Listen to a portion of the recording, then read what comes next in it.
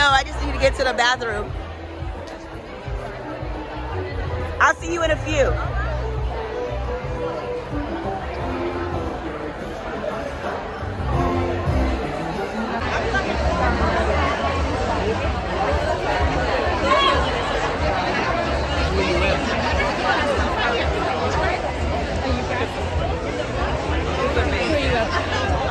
Myself. Oh, nice.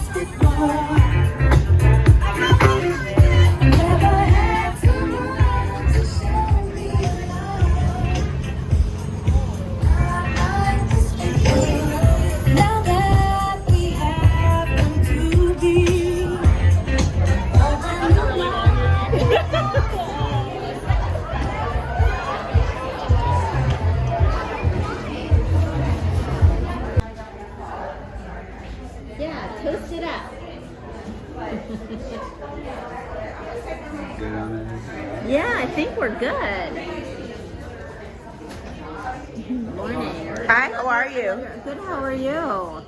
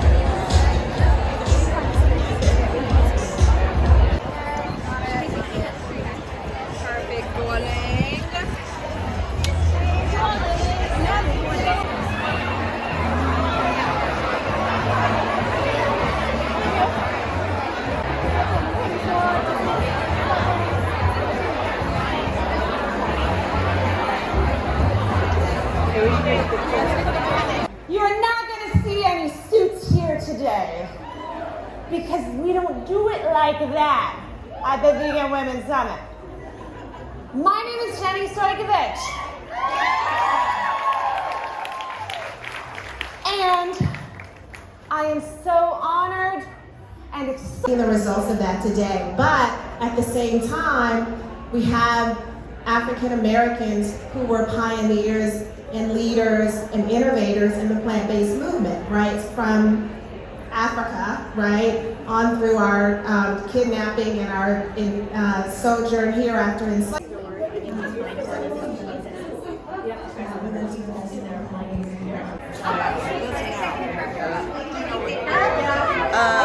Probably be in LA, child. Because Jennifer's from LA. Okay. Yeah. Jennifer's from LA, so she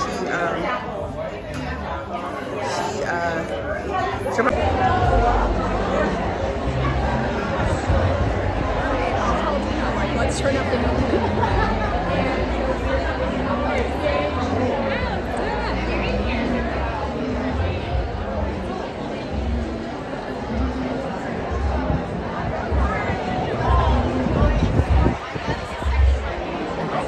Became vegan at a time when the vegan world was not speaking to us.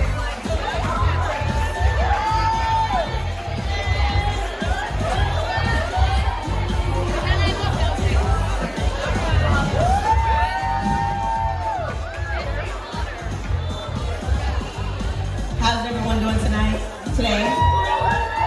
Yes!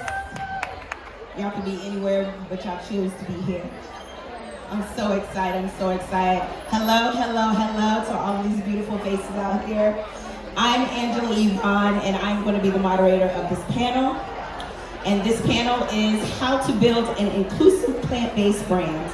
And for those of you who do not know me, I am Angela Yvonne, and I am the host of Vegan Pop Eats, where we are changing the perception of veganism through conversation, cuisine, and conscious living.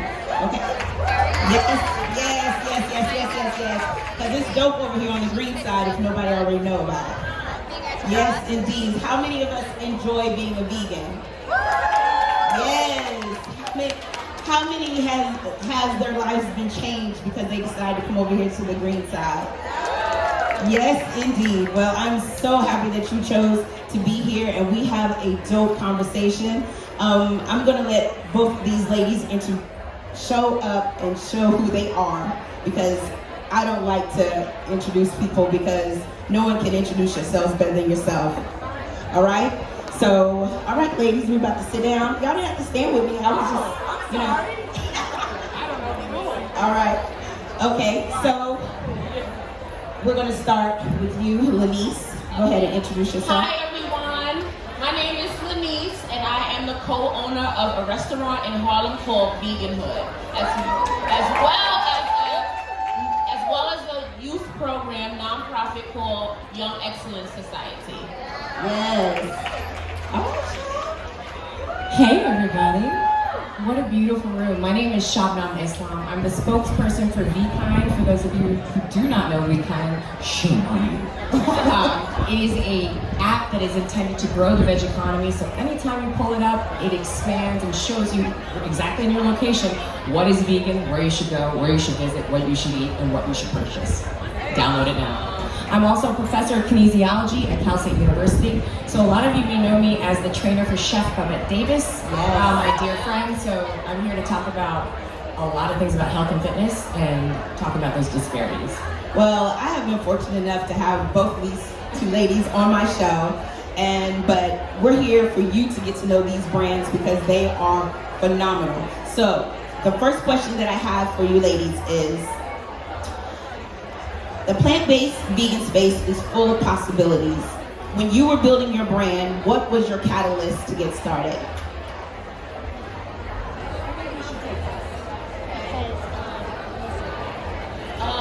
There were many things. The most important thing for us when building Veganhood was creating a platform where we would be able to show our community that being vegan does not have to be tasteless, right? I'll let you shout. That was great. I was like, well, I have to be honest, VKind is the brainchild of Star Simmons, who's the founder. And she's right here in the front, wave your hand, Star. And so I've been really honored to be part of the company as their spokesperson and being representative. And I think that is imperative in terms of building an inclusive brand, right? Because when we're talking about building inclusivity, we're really talking about cultural competency, right? How do we collaborate with individuals from different cultures effectively? And that is not just with VKind, that is with every brand out there.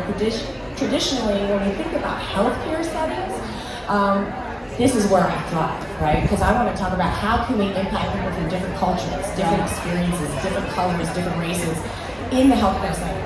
Because traditional healthcare settings does not take into account these social behavioral understandings of how we should achieve these parameters, help people speak into their listening and their talking.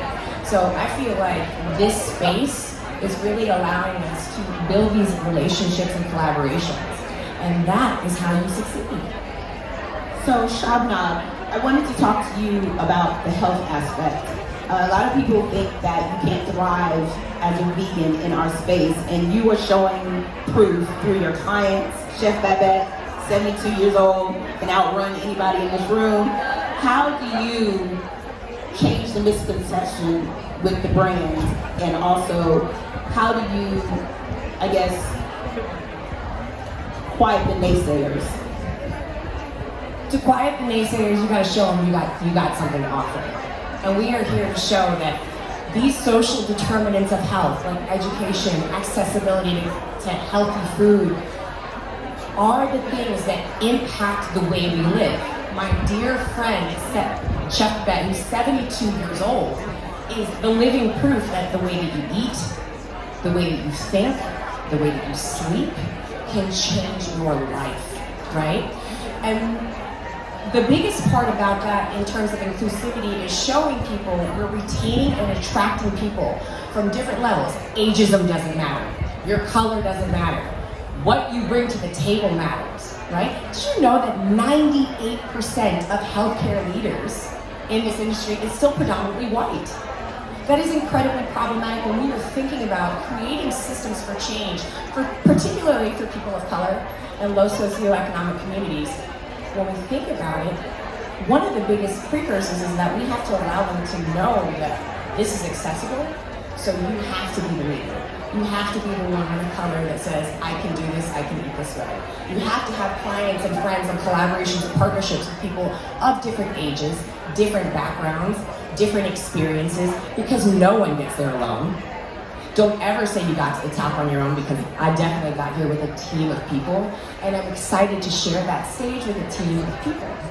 And I think when we think about that in terms of brand development, even in health, that's what we're doing. And I like to showcase all of my clients of everything that they're capable of, because we all are, right?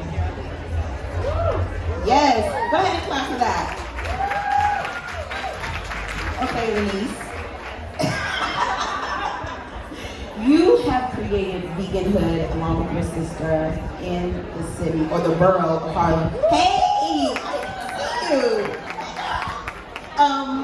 Why was it important for you to show up for the community in the way that you have? Because many times the people that come to Veganhood, they're first time people trying out vegan cuisine, and a lot of people can't believe that they got good fried chicken, y'all.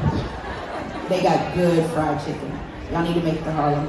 Anyway, plug. Anyway, so why was it important, for one, for you to build in Harlem, and two, why was it important that your brand be heavy in the community?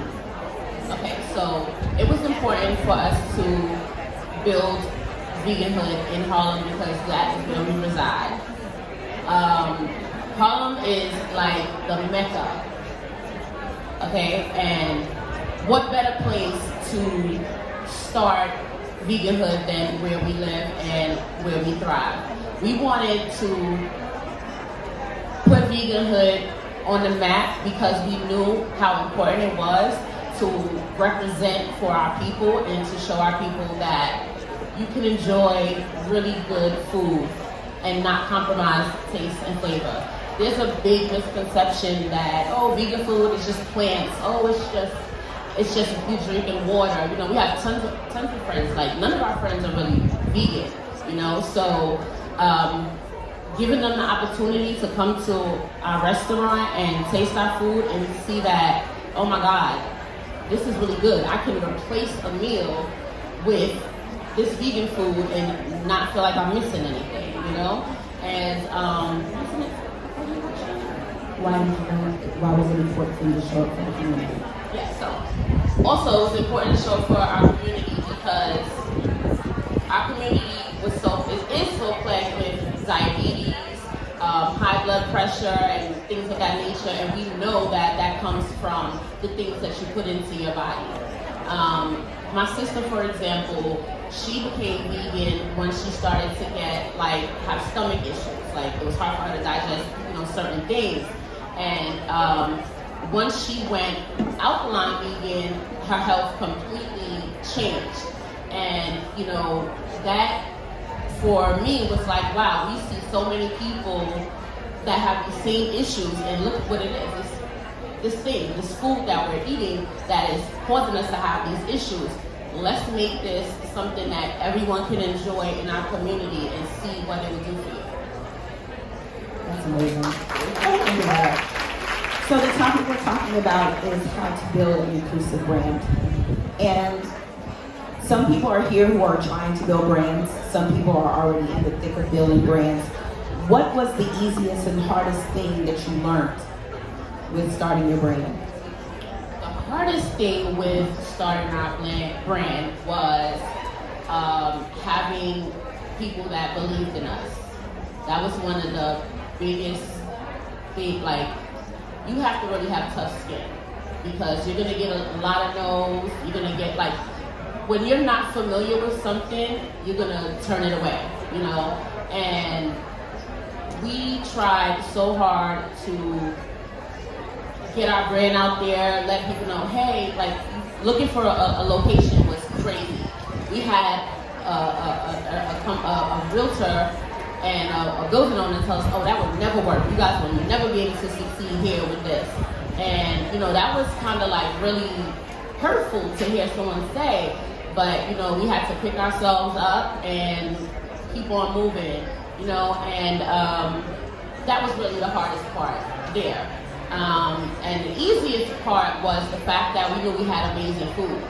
We knew that once you got a taste of our food, our chicken, our macaroni and cheese, our potato salad, things that are hard to cross over from, you know, animal-based products, we knew that once we got you to taste our food, we knew it was going to be history from there. Shabnam, with you being in the health industry, an expert in the health industry, what has been the hardest and easiest thing for you to convey to your clients that possibly aren't vegan, or just the ones who are vegan but, you know, on the borderline of wanting to sneak and still eat cheese? You want to die today? Like, that's why I'm like, you trying to die today? I can say that, I'm just kidding. The evidence shows that there is so much damage done from animal-based products. Like, when we talk about improving health parameters, the thing is that we always talk about estrogen, right? Like, you have so much extra estrogen in your system. Estrogen is really predominantly found in fat, and that's where we store it. And guess where we get a lot of that estrogen from? Animal-based products and from dairy. And just by reducing those two elements of consumption in a client, we see huge changes in their metabolic panel, right? Blood pressure drops, fat levels drop, they're sleeping better, they're improving their parameters, their performance is improving. So it is really an element of reduction, right?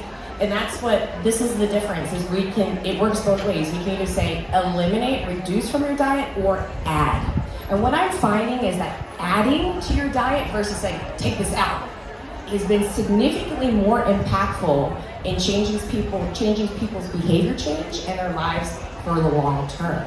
Because what we start to see is that increasing more fruits and vegetables, eating more legumes, learning how to play with that food, eventually excites them with it, that they start to eliminate and remove and reduce on their own. And they start to see you as somebody that's not judgmental, but really with them on the journey. And that is what we want with veganism. We want to invite you to the greener side, right, Angela? And to do that, we cannot make them wrong anymore, even though we know we are. But that's the precarious element with healthcare and with inviting to the plant-based space. And so I encourage you all to kind of get to that step of adding versus reducing and seeing how many more people walk into your doors, come to your website, because you're not telling them what they're doing wrong. You're inviting them to do something that is right. Okay? Yes. Find out you went to school, Sean. All right. Okay. So, what is as a plant-based brand, what is a non-negotiable when you're dealing with collaborations and you're dealing with partnerships? I love this. For all of you starting in industry or you're in an industry, there are three major things you need to talk about. You need to actively recruit and retain women and minorities. This is not an affirmative action deal. This is find the best candidate, the highest candidate quality, and I guarantee you they're not all white and they're not all male.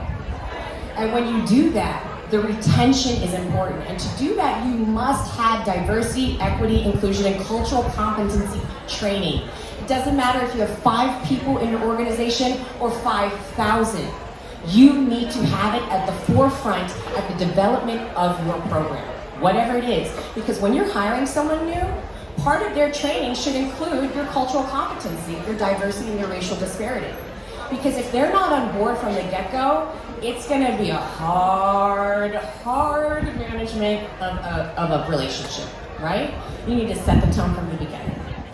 An additional thing is you also want to ensure that you have interpreters, things as a second language, as part of all of your educational materials and everything on your websites, because you're letting people know diversity is at the forefront of what you're thinking. Not everybody speaks English, right? So if you're not providing materials, flyers in different languages, you're already doing your company a disservice. All right? How about you, Lanise?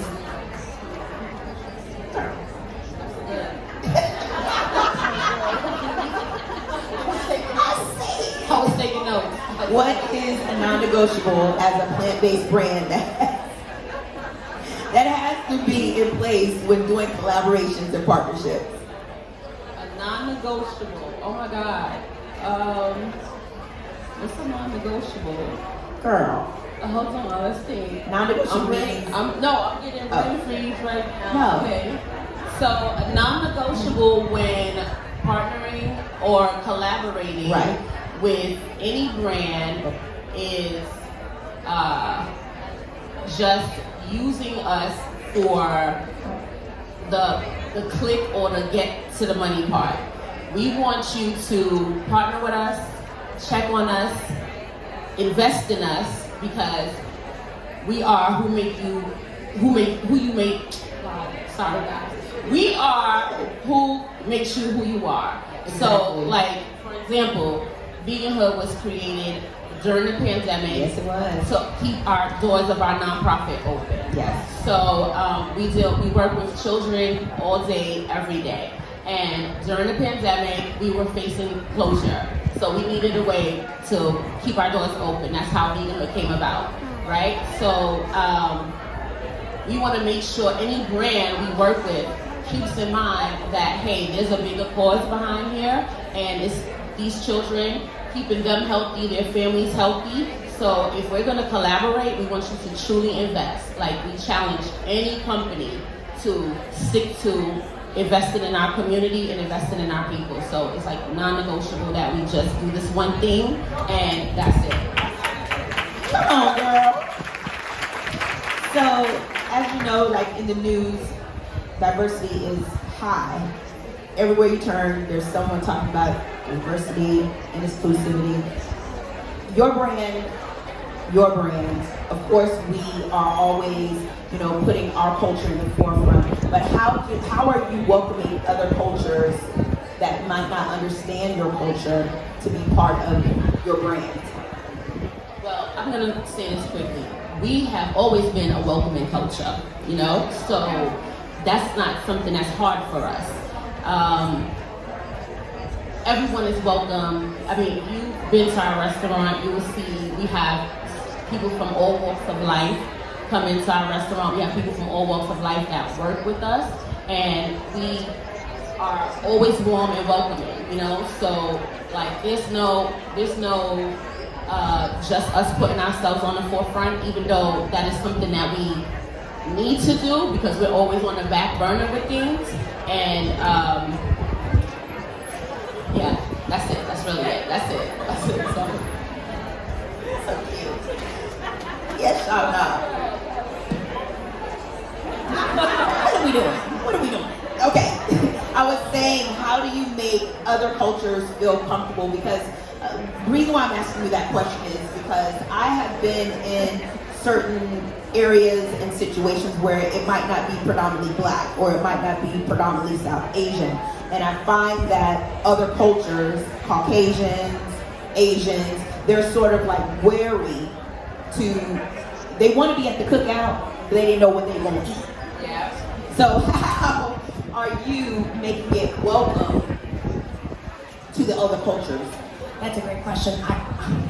I'm so lucky with Be Kind. I mean, I am with a team of women, and I have to say, like, ageism is a thing, right? And Star is she's not 25, right? And she's 28. She's amazing. 26. She's 26. She created this amazing empire after working in another industry completely. And I feel like she has hired people that are truly diverse in thought, in culture, in practice. She hires experts from each field because she trusts that this person can lead. She doesn't micromanage, and I think that's leadership. You trust who you hire, you ensure that they don't look like you, they have different thoughts like you, but we vibe. We're still in a plant-based space, but we grew up differently, which gives us truly the opportunity to thrive as an organization. And I think when you surround yourself with people like that, you really found your niche. You really found your place. So I beg you, if you're not feeling it with your whatever you're in, get out. Create your own. Start a new tribe. Your vibe will attract your tribe. I promise you. Just be committed to it because they are all in this room. Yes. Okay. So, with building a brand, everyone knows that it's hard, and it can be easy as well. What are some of the tips that you would give to someone who was thinking of starting a plant-inclusive brand? Because, in a sense, we're all pioneers, because all of us are doing something that hasn't been done before, because people, even in 2023, don't necessarily understand what we are. Like when they think about veganism, they think about animals. When they think about veganism, they thinking about, it's corny. But we're doing great things in the plant-based space with fashion, beauty, tech, food. What are the tips that you would give someone if they were wanting to come in this space? Collaborate, and pay them. Pay people what they're worth. Stop asking stuff for free. You will not get what you deserve and get the person you want by saying, can you do this for me? No, I cannot. I cannot give my heart and soul anymore without a dime because I equally deserve the right to speak and get paid for my service. And when you treat people with, hey, I need you. What do I need to work with you? How much do I owe you? Just that alone, I'd be like, girl, take me to lunch. Yeah. Because then I know you value me. And that is how you get diversity and inclusion. Right there, number one. All right, Lanise.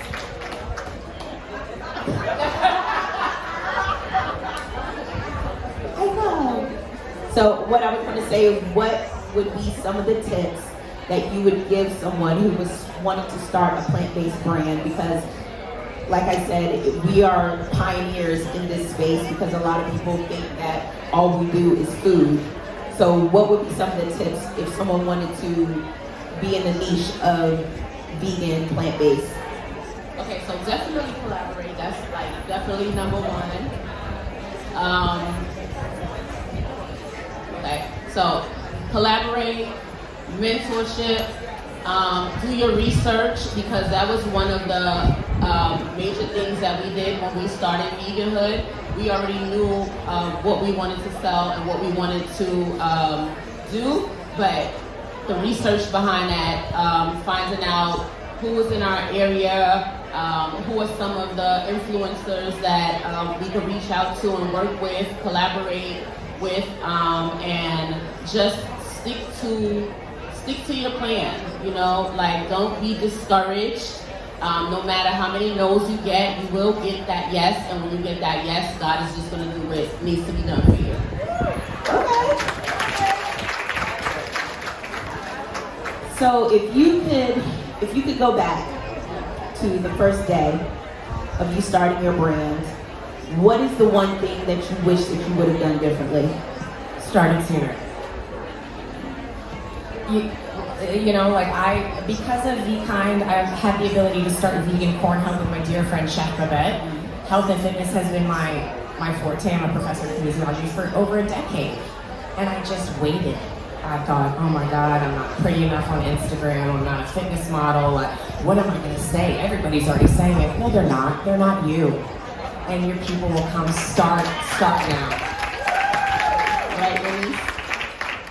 The one thing that I know my sister and I wish that we could go back and do when we first started our brand, and which we could have afforded, was hiring help immediately. It wore us out as wives, moms, and entrepreneurs. It tore us down. Like literally, the first day of us working with Grubhub, we got over 100 orders in 20 minutes, and it was just us two. Yeah. So we had to shut the machine off. Like, Yes. so, yep. Like we had That's a good problem to the have. machine off. Like, couldn't do it. Like, definitely, it would be. I wish that we had help. Was able to hire help from the beginning. So, what is next for your brand? So for Veganhood, I can definitely tell you that our next step is to partner and collaborate with big brands that can come into our community and work with our parents, work with the senior citizens in our neighborhood, and teach them about veganism. Give them free samples, cooking classes, lessons and things of that nature that would be able to help them understand what veganism is about. Give them discounted rates, because some of the food that some of the brands make are kind of really expensive, you know, and for the quantity that you get, it can't feed a household of 4 or 6, you know, so those are some of the things that are the problems in our community with people not trying some of the plant-based things. You know, you can teach you know, people how to use these vegetables and things of that nature, but sometimes you want a chicken nugget. You want a chicken nugget, right? And if you want a chicken nugget, you go to the frozen section and you have this Tyson chicken tenders or whatever that's $5.99, and then you have this other plant-based brand that's $12.99, and that's only to feed how many people? They're not gonna pick it up. They're not, you know, my community, they're not gonna pick it up, you know? So for us to have more people learning about veganism and wanting to move over to the green side, things gotta be affordable. So for us, that's one of our biggest goals this year, is to partner with brands that will come in, work with our people, and invest. Yes, indeed. I'm so excited that you're on the room to hear this, because what we have coming up this year with Be Kind is called the Be Kind Experience. It is the definition of diversity, equity, inclusion for you all to experience. November 11th and 12th, we're going to be in Los Angeles, where we're doing a completely immersive experience that we take everybody on a cultural tasting tour of 7 continents.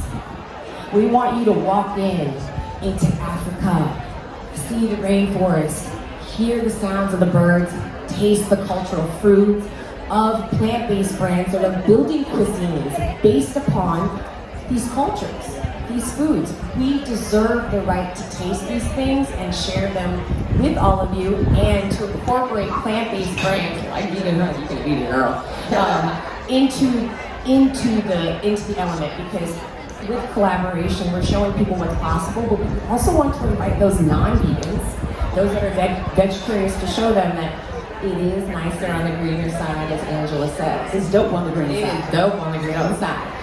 I'm really big about community, so if anyone in this audience has a service or something that will align with Veganhood or align with Shabnam, feel free to come talk to them, because that's what the Vegan Women's Summit is about. And you know, once you're in a room and you have all these different people, don't be scared to talk to them. They won't bite. That's They right. won't bite. Did y'all get some information today? Did y'all enjoy this today? So if you want to be in touch with us, Yes. please follow me on Instagram, Dr. Shabnam. It's DrShabnam. Follow Be Kind app and Vegan Corn Hub. I'd be happy to discuss anything regarding health with any of you if that's something you want to discuss. Star, please raise your hand. There is Star right there. Please make sure you talk to her about our Be Kind immersive experience coming up in November. We want to have your brands there. Please talk to us. Okay, and if you are in Harlem, we all in New York, so come to Veganhood. We're located at 2100 Frederick Douglass Boulevard, and our Instagram is @Veganhood_. And I am Angela Yvonne, and make sure that you follow me at Vegan Pop Eats. I talk to all the influential people in our space, and we lit over on Vegan Pop Eats. I don't know if y'all know, but we lit. And I thank everyone for giving us your time, because you could have been anywhere else and you chose to be here, and time is valuable and it's time that you can't get back, so I appreciate you spending with us.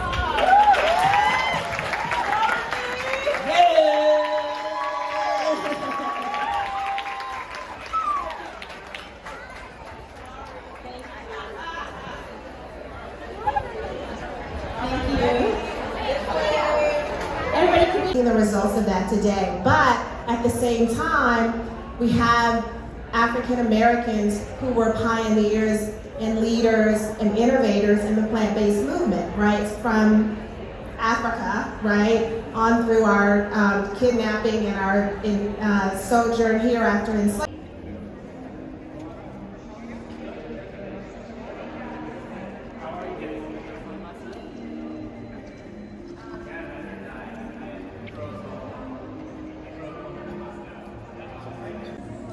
So this is the last day of the Vegan Women's Summit. We're about to go network, and yeah, it's been good so far. And I'm sitting here waiting because I think they're filled to capacity. So yeah, let's see what it's giving.